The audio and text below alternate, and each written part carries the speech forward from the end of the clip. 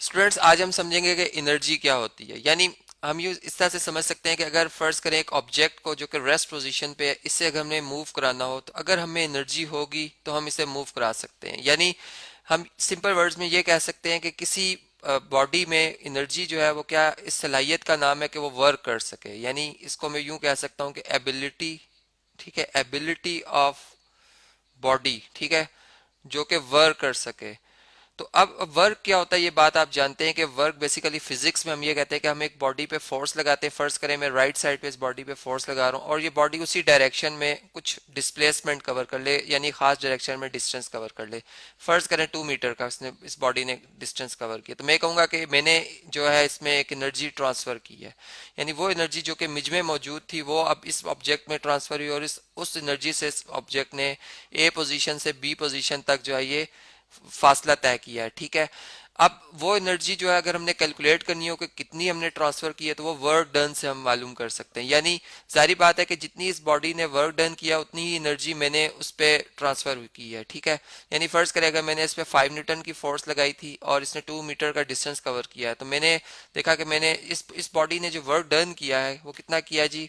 वो फोर्स और इसके डिस्टेंस का यानी जो डिस्प्लेसमेंट है इनका प्रोडक्ट होगा, जो कि हमारे पास आ जाएगा जी 5 न्यूटन मल्टीप्लाई बाय 2 मीटर, जो कि 10 न्यूटन मीटर बनता है, ठीक है। तो इसका मतलब कि इस बॉडी ने 10 न्यूटन मीटर का जो है वर्क किया, या इसे हम जॉल्स भी कहते हैं, ठीक है। यानी 10 जॉल्स का वर्क किया। इसका मतलब कि इसमें जो एनर्जी आई है वो कितनी आई है, 10 जॉल्स की आई है। जबकि इसका मतलब अगर इसमें एनर्जी आई है तो मिस मिस जो जिस जिस पर्सन ने इसको धकेला है उससे इतनी एनर्जी जो अमाउंट ऑफ एनर्जी क्या हुई है, लूज हुई है, उसने इतनी एनर्जी लॉस कर दी है। तो यहाँ से फिर हमें एक रिलेशन मिलता है कि बेसिकली वर्क और एनर्जी आपस में जो है वो क्लोज्ड हैं, ठीक है। और एनर्जी के भी यूनिट वही होते हैं जो कि हमारे पास वर्क के होते हैं। यानी दोनों ही हमारे पास एक तो स्केलर क्वांटिटीज हैं और दोनों को ही हम जॉल्स में मैयर करते हैं। अब एक बात ये कि जैसे एक फर्ज करें एक दीवार है और इसको मैं धकेल रहा हूँ, और फर्ज करें कि वो दीवार जो है, अब मैं इस पे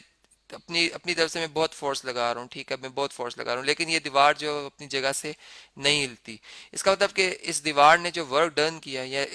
हमने इस पे कितना वर्क डन किया, ठीक है। यानी हमने इस पे जो हम ये कह सकते हैं कि वर्क की अब डेफिनेशन को अगर हम इधर अप्लाई करना चाहें कि हमने इस पे फर्ज करें 10 न्यूटन की फोर्स लगाई है और बॉडी ने 0 मीटर का जो है डिस्प्लेसमेंट कवर किया है। इसका मतलब हमने 0 जॉल वर्क किया है। इसका मतलब कि हम यहाँ पे ये कहना चाह रहे हैं कि इस बॉडी में जो एनर्जी रिक्वायर्ड थी कि ये मूव कर सकती, वो बेसिकली वर्क डन होता है, ठीक है। यानी इसको मूव करना चाहिए था फोर्स की डायरेक्शन में, उस लिहाज से इसमें जो वर्क डन हुआ है वो 0 जॉल हुआ है। जबकि हमारी एनर्जी इसमें वेस्ट हुई है। यानी हमने जो है वो अगर आप देखें तो फोर्स की सूरत में जो हम इस पे एक मुसलसल फोर्स लगा रहे हैं, वो एक हमारे पास जो है वो एक हमारी फोर्स उस पर ज़ाया हो रही है, ठीक है। लेकिन हम अगर वर्क डन के हवाले से देखें तो वो 0 जॉल वर्क हुआ है। फिर इसी लिहाज से जब हमें बात समझ में आती है तो हम ये कहते हैं कि एनर्जी जो है हमारे पास, एनर्जी जो है वो आखिर किन किन फॉर्म्स में एग्जिस्ट कर सकती है। हमने देखा कि एनर्जी जो है उसकी जो बेसिक दो ही हमारे पास टाइप्स होती हैं। यानी एक वो टाइप होती है एनर्जी की जिसमें कि वो मोशन, यानी बॉडी के मोशन की वजह से उसके अंदर एक एनर्जी आ जाए, ठीक है। यानी कि इस चले इस बात को मैं जो है वो भी एक्सप्लेन करता हूँ आपसे कि ये कौन सी टाइप की एनर्जी होगी। यानी इसको हम जो इसका नाम हम रखते हैं वो ये रखते हैं कि ये काइनेटिक एनर्जी है। यानी ये काइनेटिक एनर्जी है जो कि मोशन की वजह से है। जबकि दूसरी एनर्जी जो हमारे पास होगी वो पोटेंशियल एनर्जी होगी, यानी जो पोजीशन की वजह से होगी। लेकिन अब इसमें कि किस तरह से ये एक एनर्जी जो है हम इन दोनों को स्टडी कर सकते हैं। यानी इसकी सिंपल एग्जांपल मैं यूं कह सकता हूँ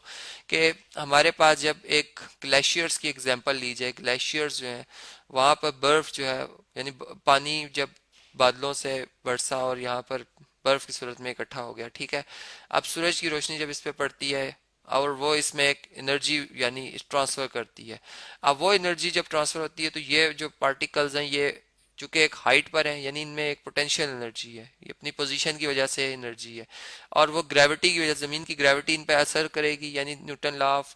अगर हम जो है ग्रेविटेशन लगाएं कि चूंकि अर्थ इस दूसरे ऑब्जेक्ट को ट्रैक कर रही हो, जब ये मोशन में आएगा यानी जब ये इसकी डेंसिटी कम होगी, वाटर बनेगा, तो ये ज़मीन की तरफ मूव करता हुआ आएगा, यानी पोटेंशियल एनर्जी की वजह से वर्क डन करेगा। जब ये ग्राउंड पे आएगा तो इसमें फिर वो जो एनर्जी जो नहीं वाटर मालिक्यूल जो मूव कर रहे होते हैं, एक नदी में जो हमें नजर आता है, एक नाले में जो वाटर मूव करता हुआ नजर आता है, वो अपनी काइनेटिक एनर्जी से मूव कर रहे होते हैं, जो कि उतनी ही होती है उसकी अमाउंट जितनी की पोटेंशियल एनर्जी उनके अंदर पहले से मौजूद थी। तो ये बात हमें ऐसा से भी समझ में आती है कि काइनेटिक और पोटेंशियल एनर्जी जो है वो किस तरह से आपस में रिलेट करते हैं, जिनके ऊपर मैं थॉरली आपसे डिस्कस करूंगा, यानी इनकी पूरी डेरिवेशन पर हम बात करेंगे। फिर हमने देखा कि हमारे पास जो एनर्जी है इसकी जो और भी यानी जो नेचुरल फिनोमिना से हमें बातें नजर आती हैं वो हमारे सामने एग्जिस्ट करती है। जैसे कि हम अगर सूरज की रोशनी में हम जब खड़े होते हैं, ठीक है, तो हम महसूस करते हैं कि हमारी बॉडी का टेम्परेचर जो है वो बढ़ता जा रहा है, यानी हमें गर्मी महसूस होती है। इसका मतलब ये कि जो सूरज की रोशनी के जरिए जो एक हीट है, जिसे हम हीट कह रहे हैं, बेसिकली वो हमारी एनर्जी को चूंकि बढ़ा रही है, इस वजह से हम इसे हीट कह रहे हैं, वो ट्रांसफर हो रही है, ठीक है, यानी वर्क डन कर रहा है सूरज हम पर, जिससे कि हमारी जो बॉडी का टेम्परेचर है वो इंक्रीज कर रहा है, ठीक है। इसका मतलब कि हीट जो है हम सूरज से हासिल करते हैं, जिसे हम एनर्जी कहते हैं कि ये एक एनर्जी है। और फिर इससे हम यानी फिर हीट से भी आगे हम अगर देखें आम लाइफ में, तो हम कितनी ही और जो क्या कह सकते हैं, इससे मजीद हम वर्क कर रहे होते हैं, ठीक है, हीट एनर्जी से। फिर इसी तरह अगर हम इस तरह से बात करें कि हमारे पास जो लाइट है वो भी एक एनर्जी, यानी अगर सूरज की जो जिसने हमें हीट अप किया, यानी हमें एक एनर्जी प्रोवाइड की है, वो थ्रू लाइट की है। यानी लाइट जो है बेसिकली अगर हम देखें तो लाइट जो है उसमें फोटॉन्स यानी जो पैकेट्स ऑफ एनर्जी है जो कि वेव्स की सूरत में इस तरह से मूव होते हुए हम तक आ रहे हैं, ठीक है, और जो कि फिर हमारी बॉडी के सेल से टकराते हैं और फिर उनमें एक वाइब्रेशन प्रोड्यूस करते हैं, जिससे कि हम यानी जो कि थॉरली हम इस पर डिटेल में बात करेंगे, जिससे हमारी जो एक हम कह सकते हैं काइनेटिक एनर्जी जो है इंक्रीज कर जाती है, ठीक है, और जो कि फिर हमें टेम्परेचर या हम कह सकते हैं कि हीट महसूस होती है। तो इस तरह से ये भी हमें बात समझ में आती है। फिर इसके साथ ही जब हम हीट एनर्जी भी समझ जाते हैं कि हीट भी एक एनर्जी की ही फॉर्म है, फिर साथ लाइट भी एक एनर्जी की फॉर्म है, ठीक है। फिर इसी तरह हमने देखा कि जो केमिकल्स